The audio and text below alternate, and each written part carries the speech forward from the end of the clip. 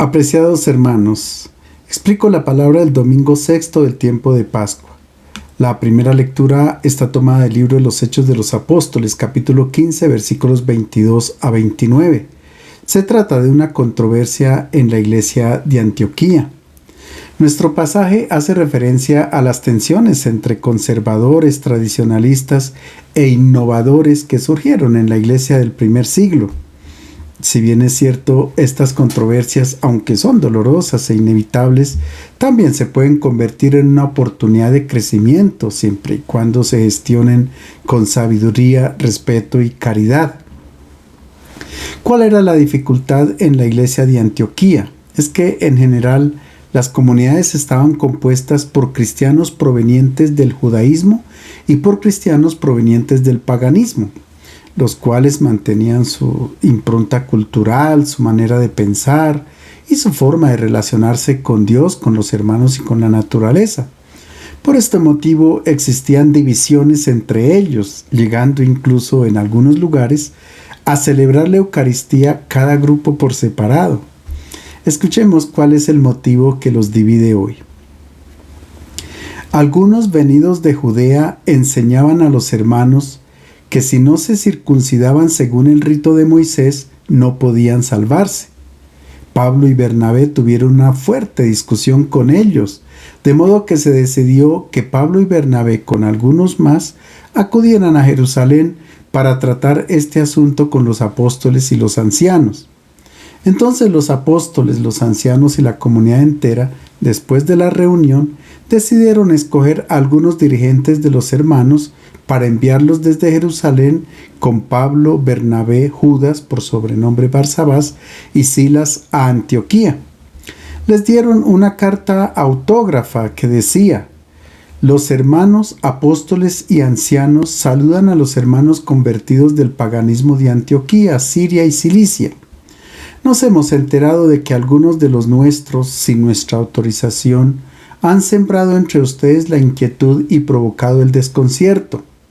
Por eso hemos decidido de común acuerdo elegir unos delegados y enviárselos con nuestros queridos Bernabé y Pablo, hombres que han entregado su vida a la causa de nuestro Señor Jesucristo. Por eso les enviamos a Judas y Silas, que les explicarán esto de palabra. Es decisión del Espíritu Santo y nuestra no imponerles ninguna carga más que estas cosas indispensables. Absténganse de alimentos ofrecidos a los ídolos, de sangre, de animales estrangulados y de relaciones sexuales prohibidas. Harán bien si se privan de estas cosas. Adiós. El motivo del desacuerdo es que los hebreos que habían abrazado la fe cristiana exigían a los cristianos de origen pagano el cumplimiento escrupuloso de todas las disposiciones de la ley del Antiguo Testamento y de las añadiduras de los rabinos. Y los neoconvertidos del paganismo no querían saber nada de esta complicadísima cantidad de preceptos y sostenían que para salvarse era suficiente la fe en Jesús. Ellos pensaban que cada pueblo tenía el derecho a vivir según sus tradiciones y su cultura. Si los hebreos querían hacerse circuncidar, pues allá ellos. Si les repugnaba comer carne de cerdo, que se abstuvieran, pero sin fastidiar a quienes no tenían semejantes escrúpulos. Las discusiones no eran muy pacíficas entre ellos y no faltaba quien recurriera incluso a la agresión física. Y para complicar más las cosas, los hebreos contaban con el apoyo de la iglesia de Jerusalén, que era supremamente tradicionalista y que estaba dirigida por Santiago, el hermano del Señor. A ellos les costó mucha dificultad aceptar a los paganos en la comunidad cristiana. Pero es muy interesante cómo ellos solucionan el problema. En primer lugar, se reúnen para llegar a un acuerdo y definen que los cristianos procedentes del paganismo quedaban desvinculados de todas las tradiciones de los hebreos. Sin embargo, en las comunidades mixtas, es decir, donde participaban cristianos de origen judío y cristianos de origen pagano, se debían evitar ciertas prácticas que ofendían a los judíos. No pueden comer carnes inmoladas a los ídolos, que era una práctica muy común en aquella época. La mayor parte de la carne que se vendía en las ciudades era de animales sacrificados en los ritos de los templos paganos. Tampoco se podía consumir sangre, porque la vida está en la sangre y pertenece únicamente a Dios.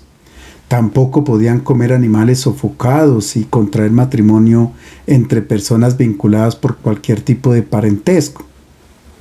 Se trataba de 4 acciones muy repugnantes para los hebreos, y para evitar herir su sensibilidad se recomendaba a los paganos convertidos de evitarlas.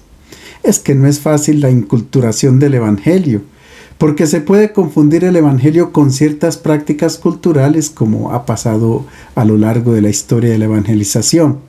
Sin embargo, ciertas costumbres están muy enraizadas y merecen respeto. En este sentido, es muy importante que el bautizado abandone todo aquello que es claramente contrario al evangelio: la venganza, la poligamia, el adulterio, el aborto, etc. Y lo que por el contrario es conforme o al menos indiferente al evangelio puede ser mantenido, aunque personas de otra cultura lo consideren ilógico o irracional. Finalmente, hay que estar muy atentos a no juzgar como antievangélico aquello que resulta poco comprensible para la propia cultura. La segunda lectura está tomada del libro del Apocalipsis, capítulo 21, versículos 10 a 23. Los destinatarios de este libro eran los cristianos en dificultad a causa de las persecuciones. Para infundirles ánimo, el autor les relata la visión que ha tenido acerca del final de los tiempos. El vidente es transportado por el ángel ya no al desierto, donde ha visto la ciudad de Babilonia, la gran prostituta, sino a una montaña alta, para que admire la esposa del Cordero, que desciende bellísima desde el cielo. El vidente contempla la belleza de la ciudad, que simboliza la iglesia transfigurada por la gloria de Dios. Uno de los ángeles me trasladó en éxtasis a una montaña grande y elevada, y me mostró la ciudad santa, Jerusalén, que bajaba del cielo de Dios, resplandeciente con la gloria de Dios. Brillaba como piedra preciosa, como jaspe cristalino. Tenía una muralla grande y alta, con 12 puertas y 12 ángeles en las puertas, y grabados los nombres de las 12 tribus de Israel. A oriente 3 puertas, al norte 3 puertas, al sur 3 puertas, a occidente 3 puertas. La muralla de la ciudad tiene 12 piedras de cimiento que llevan los nombres de los 12 apóstoles del Cordero. No vi en ella templo alguno, porque el Señor Dios Todopoderoso y el Cordero son su templo. La ciudad no necesita que la ilumine el sol ni la luna, porque la ilumina la gloria de Dios, y su lámpara es el Cordero. La nueva ciudad se describe con todas sus características: las murallas, los fundamentos, las 12 puertas abiertas a los 4 puntos cardinales. Y recordemos que el número 4 en la Biblia significa la universalidad, y la puerta naturalmente se refiere a la posibilidad de entrada. El valor de la imagen entonces es muy claro. El pueblo de Dios se extiende por todo el mundo, norte, sur, oriente, occidente, y acoge a todas las personas. Elimina toda separación, rechaza todo lo que divide o discrimina. Muy significativo es que en esta nueva ciudad no hay templo. En la Jerusalén terrena, el templo dividía a las personas, las discriminaba con una serie de muros, separaba a los sacerdotes de los laicos, e incluso había discriminación entre los mismos sacerdotes, pues solamente uno, el sumo sacerdote, podía entrar a la presencia de Dios una vez al año en la fiesta de la purificación de los pecados de todo el pueblo. En el cielo no habrá ninguna clase de discriminación, tampoco son necesarios los ritos, ceremonias, prácticas religiosas. El ser humano ya no tendrá más necesidad de mediaciones, pues encontrará a Dios cara a cara. El mal, el dolor, las tinieblas serán eliminadas. También nuestros templos, nuestras liturgias, nuestros solemnes gestos sagrados, que están todos destinados a desaparecer. Por tanto, no hay que considerarlos como absolutos, sino que ellos nos recuerdan nuestra condición de peregrinos por este mundo. Somos como extranjeros que caminamos hacia nuestra morada definitiva. El Evangelio está tomado de San Juan, capítulo 14, versículos 23 a 29. Jesús enseña a sus discípulos durante la última cena.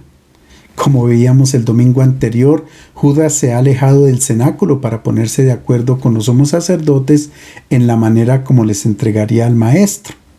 Juan hace notar que cuando Judas salió del cenáculo era de noche, por tanto lo ve envuelto en la oscuridad, porque él prefirió la tiniebla a la luz.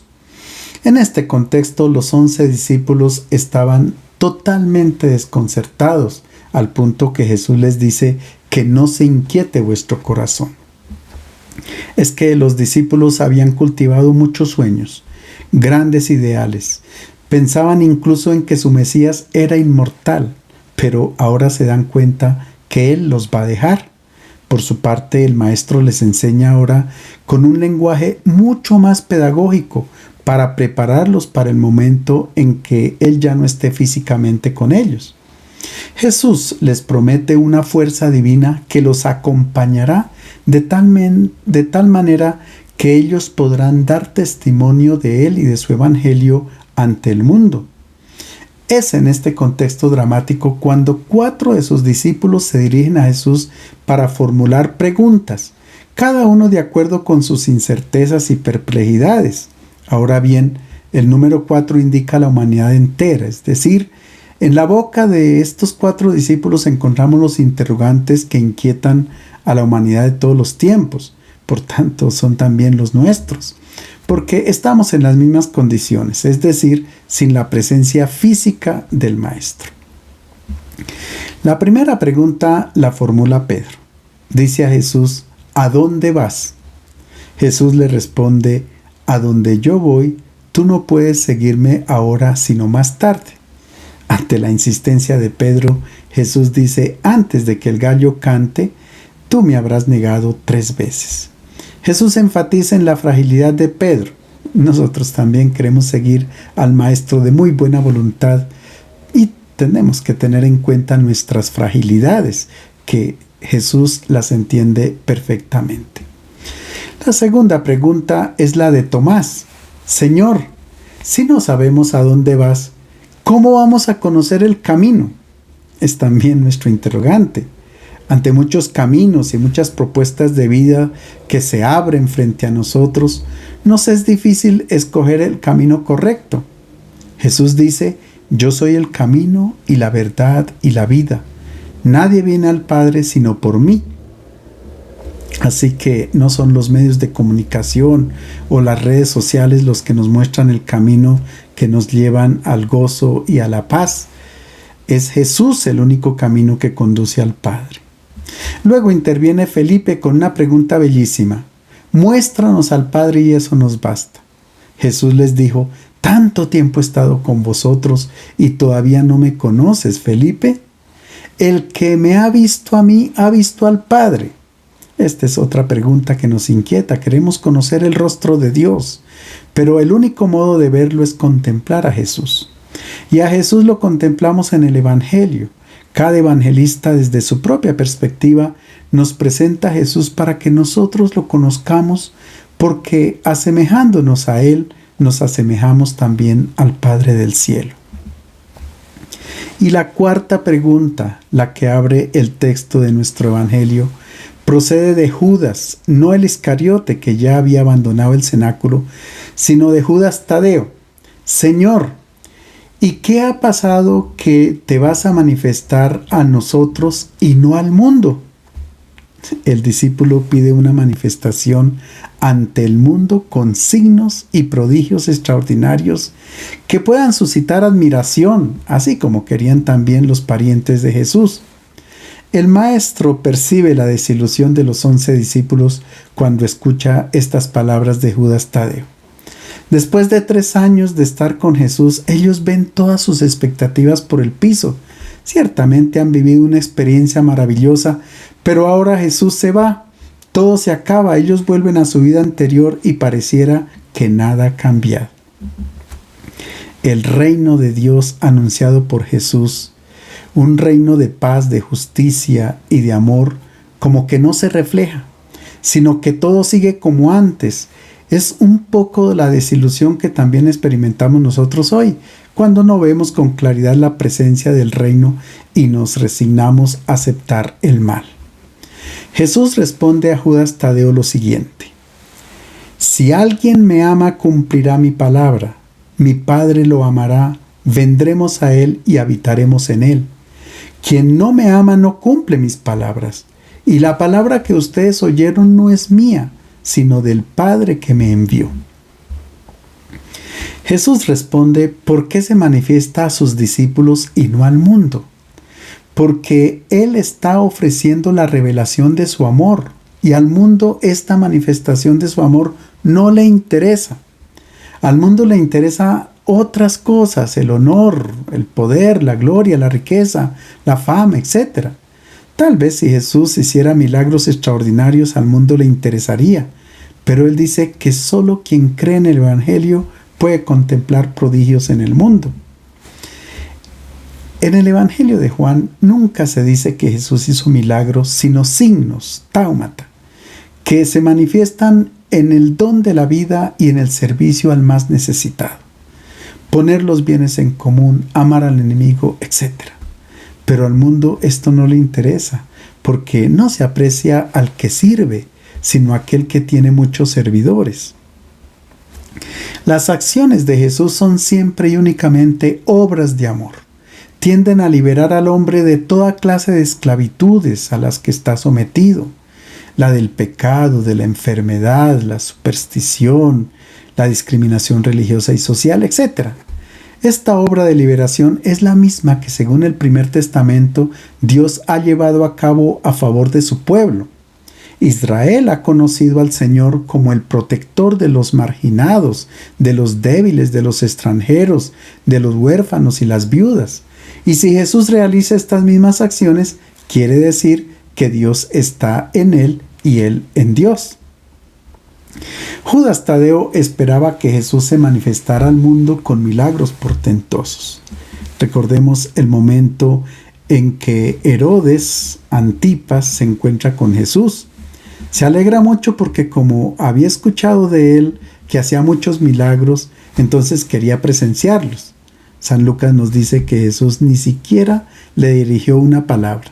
Por tanto, Herodes lo despreció y lo consideró como un nadie y lo echó del recinto.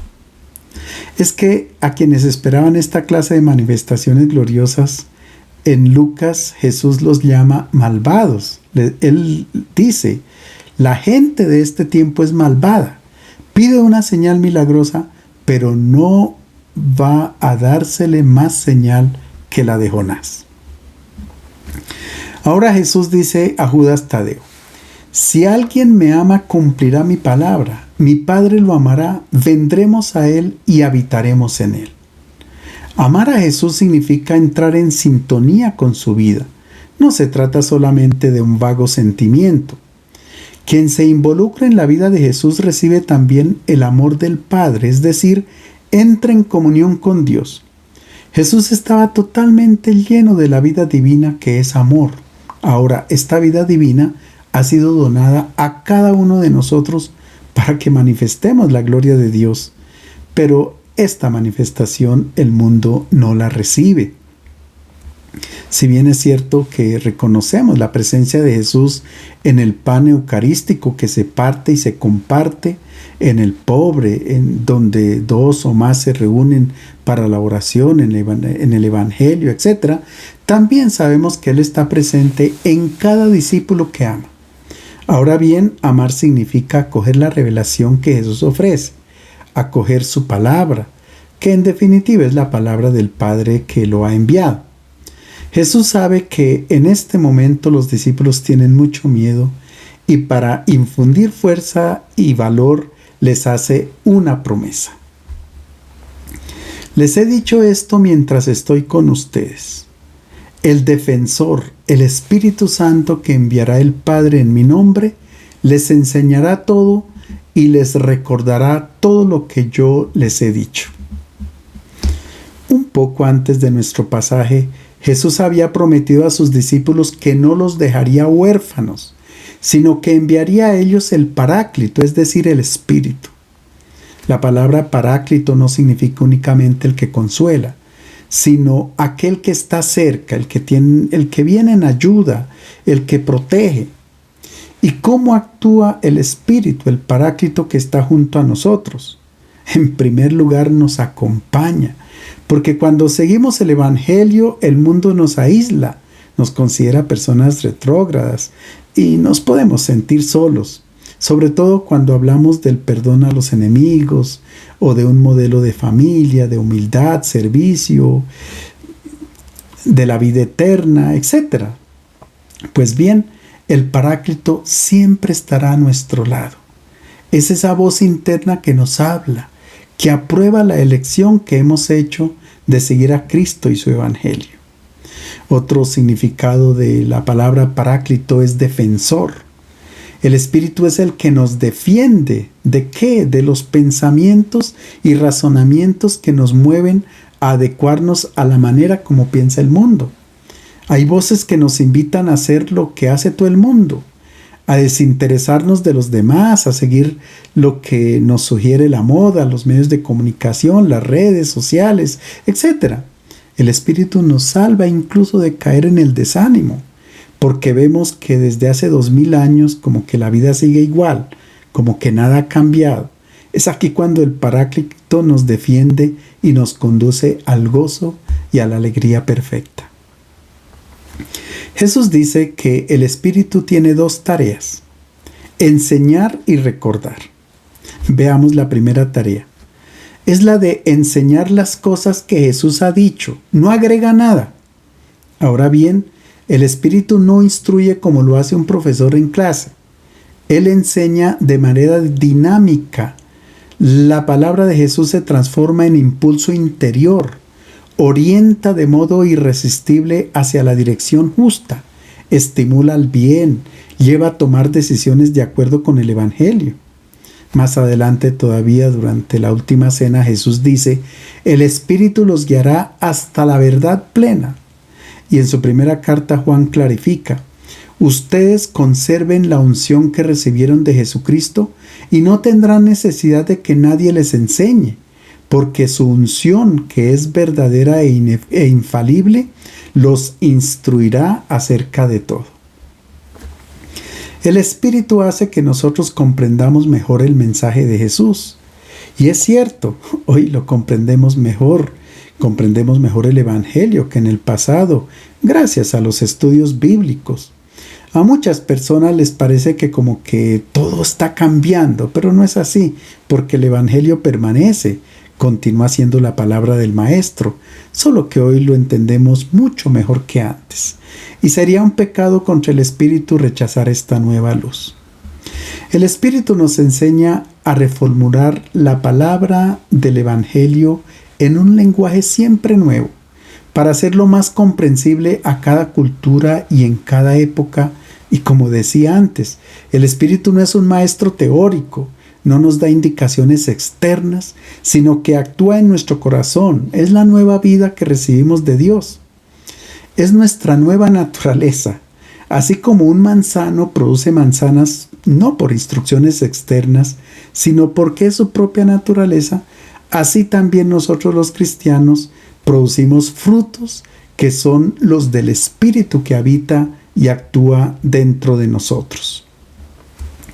La segunda función del Espíritu Santo es la de recordar, porque existen muchas palabras y obras de Jesús que, aunque se encuentran en los evangelios, corren el peligro de ser olvidadas. Por ejemplo, hasta hace unos años muchos cristianos distinguían aún entre guerras justas e injustas y hablaban incluso de guerras santas. Aprobaban el recurso a las armas para defender los propios derechos. Y la pregunta es, ¿por qué olvidaron las palabras clarísimas del Maestro que prohibía toda forma de violencia contra el hermano? Por tanto, El Espíritu interviene para recordar, para llamar la atención de los discípulos sobre lo que Jesús ha dicho. Amen a sus enemigos, traten bien a los que los odian. Y ahora Jesús nos hace la promesa de un don. La paz les dejo, les doy mi paz, y no como la da el mundo. No se inquieten ni se acobarden. Oyeron que les dije que me voy y volveré a visitarlos. Si me amaran, se alegrarían de que vaya al Padre, porque el Padre es más que yo. Les he dicho esto ahora antes de que suceda, para que cuando suceda, crean. Jesús insiste en que nos da su paz, la suya, no cualquier paz.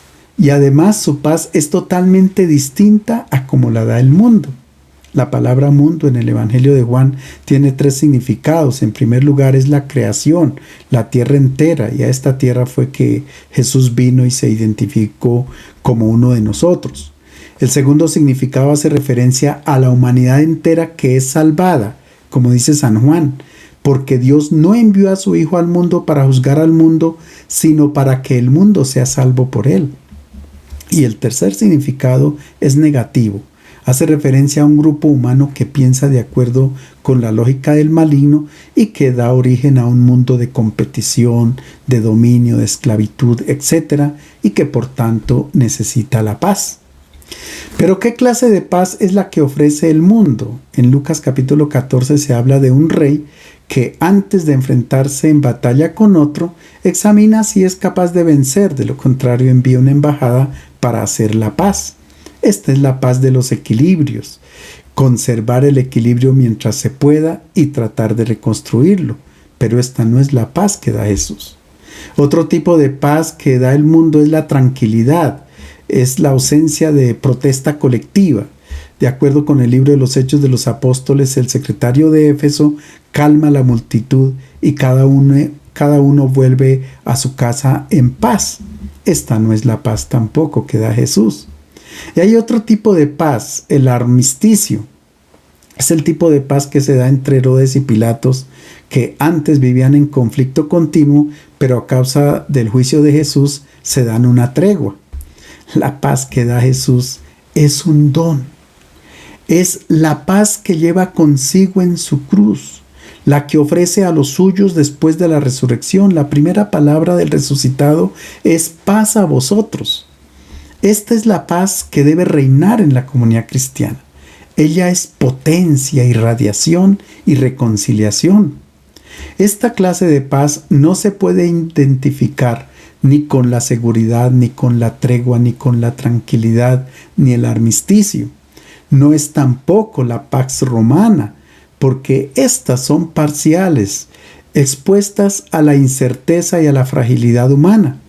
La paz que da Jesús es un don absoluto, es el don que Dios mismo comunica, es el don que Jesucristo lleva consigo, es Cristo mismo, Él es nuestra paz. En consecuencia, hay 2 signos evidentes de la presencia del Espíritu en nosotros: la paz y el gozo. Son sentimientos que están presentes únicamente en quien ama. Si no hay amor, la vida será agitada, intranquila, así se tengan todos los más altos estándares de comodidades. Jesús cambia el concepto de paz. La paz de Jesús se funda sobre el amor que destruye límites, barreras, tira al suelo muros. Es la paz que une los corazones, donde el más fuerte es el que sirve y dona su vida. Y Jesús dice a sus discípulos: no se inquieten ni se acobarden. Aquí se utiliza el verbo tarazo, que indica la agitación de las olas del mar. También Jesús experimentó esta agitación en 3 momentos: frente a la tumba de Lázaro, cuando llegó su hora y cuando anunció que uno de sus discípulos lo iba a entregar. Esto quiere decir que la paz que da Jesús es compatible con los momentos de agitación que suceden en nuestra vida, pero es necesario aprender a encontrar la paz interior. No podemos dejar que nuestra paz dependa de lo que acontece externamente. La paz verdadera nace de la acogida de Jesús, de la unión con Dios, del diálogo con Él y con el Espíritu. Jesús dice a sus discípulos que solo si Él se marcha, siempre podrá estar con ellos, podrá volver a ellos y finalmente podrá llevarlos consigo. Saber esto es fuente de gozo para ellos. Es decir, con la resurrección Jesús supera los límites del espacio y del tiempo, y es por esto por lo que está siempre con nosotros. Finalmente, Él dice: he dicho estas cosas para que cuando sucedan ustedes crean. Esta es la invitación que el Maestro nos hace para dar nuestra adhesión y nuestra plena confianza a su propuesta de amor, porque solamente en ella encontramos paz y gozo. Les deseo un feliz domingo.